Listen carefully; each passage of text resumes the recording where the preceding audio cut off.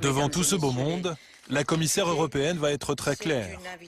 Selon elle, si l'Europe veut exister et sortir de la crise, les nations doivent obéir à Bruxelles.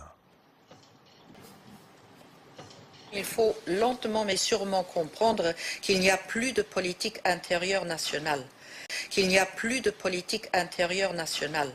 Il n'y a plus que des politiques européennes qui sont partagées dans une souveraineté commune.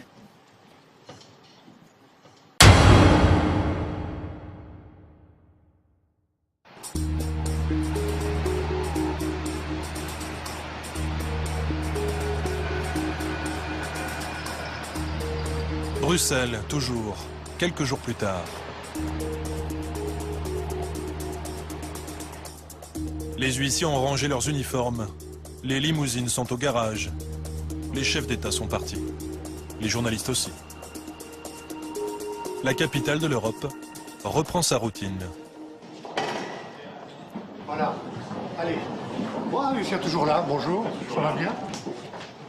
C'est l'heure des nouveaux maîtres de Bruxelles. Comme Michel Barnier, ancien ministre de Jacques Chirac et de Nicolas Sarkozy, aujourd'hui commissaire européen chargé du marché intérieur et des services. Pour cette fonction, il est payé 20 667 € par mois, près de 2 fois ce que gagne François Hollande. Bonjour, Ça va Michel? Short sleep. Ce matin, Michel Barnier retrouve les autres commissaires européens pour la réunion du collège, l'équivalent du Conseil des ministres en France. À ses côtés, les autres commissaires, de parfaits anonymes, pour la grande majorité des citoyens français. Et pourtant, ils disposent d'un pouvoir réel sur notre vie quotidienne. Voici le Belge Karel de Gucht, commissaire au commerce. De la voiture Peugeot à la vaisselle en céramique, en passant par les briquets, il a le pouvoir de protéger ou non les produits made in France, en taxant ou pas la concurrence internationale. L'Espagnol Joaquim Almunia, très redouté, car il traque les aides publiques illégales, autant que les monopoles des multinationales. À son palmarès, des millions d'euros d'amende infligés à la France, mais aussi à de grandes entreprises comme Microsoft. La luxembourgeoise Viviane Reding, commissaire à la justice, vice-présidente de la Commission. Elle est à l'origine, entre autres, d'un projet de réforme de la garde à vue en France.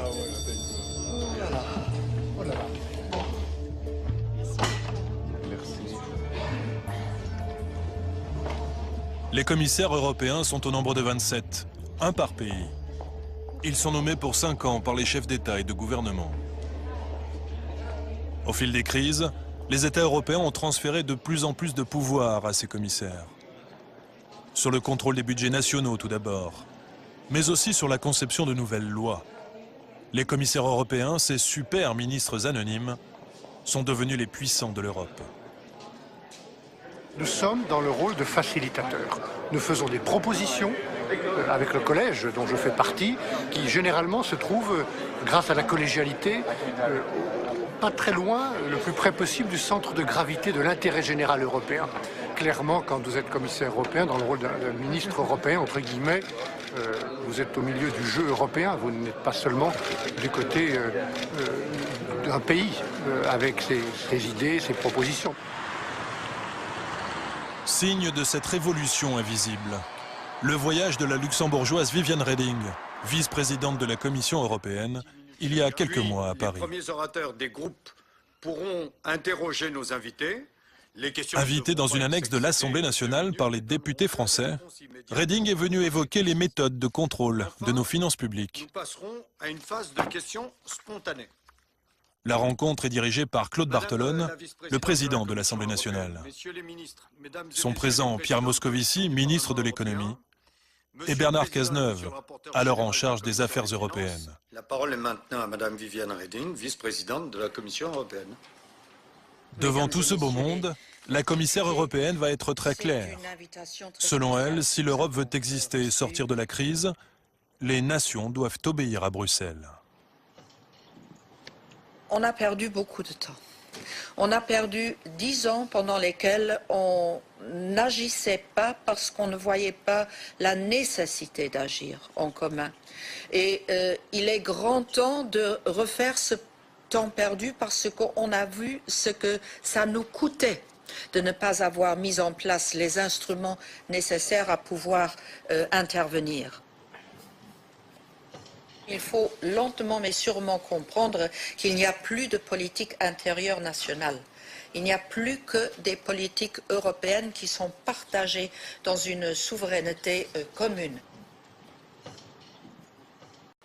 Devant tout ce beau monde, la commissaire européenne va être très claire. Selon elle, si l'Europe veut exister et sortir de la crise, les nations doivent obéir à Bruxelles. Il faut lentement mais sûrement comprendre qu'il n'y a plus de politique intérieure nationale. Qu'il n'y a plus de politique intérieure nationale. Il n'y a plus que des politiques européennes qui sont partagées dans une souveraineté commune.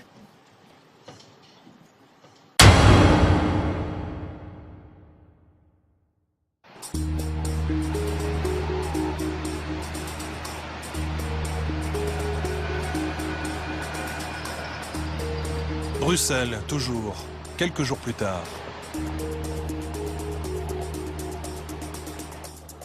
Les huissiers ont rangé leurs uniformes.